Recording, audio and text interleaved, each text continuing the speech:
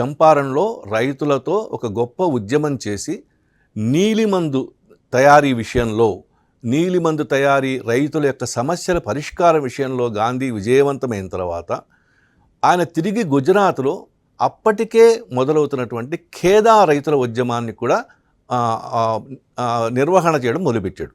దానికి సారథ్యం వహించడం మొదలుపెట్టాడు. అయితే అదే సమయంలో 1917, 18 ఆ సమయంలో మొదటి ప్రపంచ యుద్ధం చాలా బలంగా ముందుకెళ్తోంది. మంచి ఉన్నత స్థితిలో ఉంది.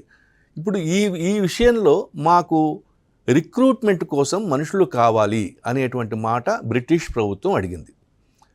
అప్పుడు ఖేదాలో పర్యటిస్తున్నటువంటి గాంధీ ఒక మాట అంటాడు, ఆ ఖేదా రైతుల్ని, ఖేదాలో ఉన్నటువంటి ప్రజలని మీరు కూడా అవకాశం దొరికితే యుద్ధ సైనికులుగా రిక్రూట్ అవ్వడానికి ప్రయత్నం చేయండి అంటాడు.